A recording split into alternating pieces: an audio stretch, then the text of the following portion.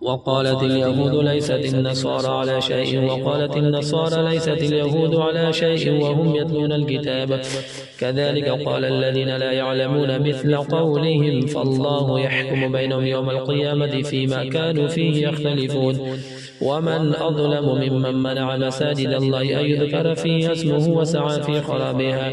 أولئك ما كان لهم أن يدخلوها إلا خائفين لهم في الدنيا خزي ولهم في الآخرة عذاب عظيم ولله المشرق والمغرب فأينما تولوا فثم وجه الله إن الله واسع عليم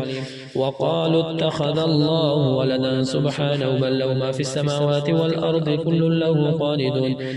بديع السماوات والأرض وإذا قضى أمرا فإنما يقول له كن فيكون وقال الذين لا يعلمون لولا يكلمنا الله أو تأتينا آية كذلك قال الذين من قبلهم مثل قولهم تشابهت قلوبهم قد بينا الآيات لقوم يوقنون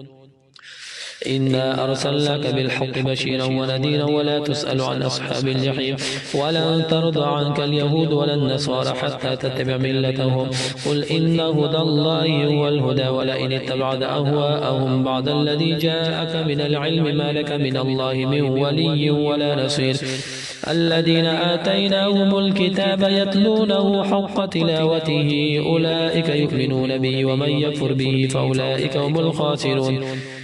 يا بني إسرائيل اذكروا نعمتي التي أنعمت عليكم وأني فضلتكم على العالمين واتقوا يوما لا تجزي نفس عن نفس شيئا ولا يقبل منا عدل ولا تنفعها شفاعة ولا هم ينصرون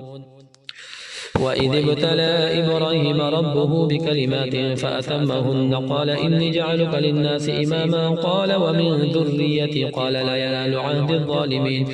وإذ جعلنا البيت مثابة للناس وأمنا واتخذوا من مقام إبراهيم مصلى وعهدنا إلى إبراهيم وإسماعيل أن طهر بيتي للطائفين والعاكفين والركع السجود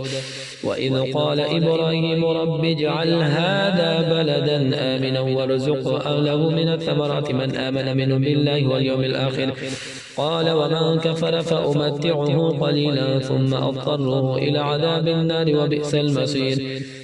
وإذ يرفع إبراهيم القواعد من البيت وإسماعيل ربنا تقبل منا إنك أنت السميع العليم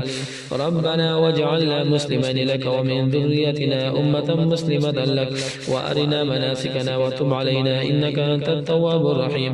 ربنا وابعث فيهم رسولا منهم يتلو عليهم آياتك ويعلمهم الكتاب والحكمة ويزكيهم إنك أنت العزيز الحكيم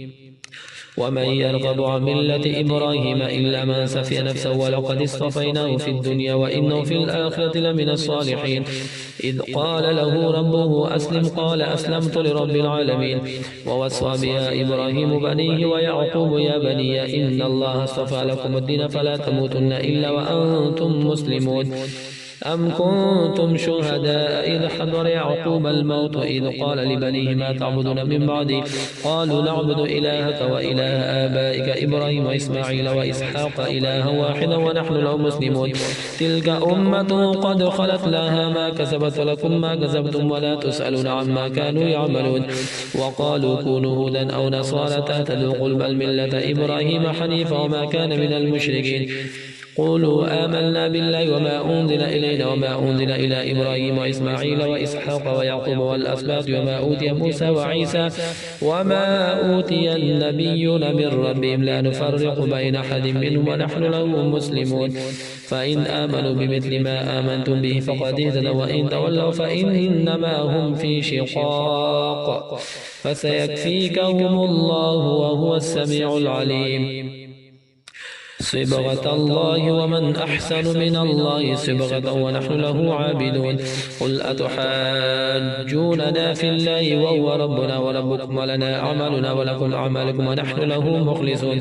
أم تقولون إن إبراهيم وإسماعيل وإسحاق ويعقوب والأسباط كانوا هودا أو نصارى قل أأنتم أعلم أم الله ومن أظلم ممن كتب شهادة عنده من الله وما الله بغافل عما تعملون تلك أمة قد خلت لها ما كسبت ولكم ما كسبتم ولا تسألون عما ما كانوا يعملون. الله أكبر.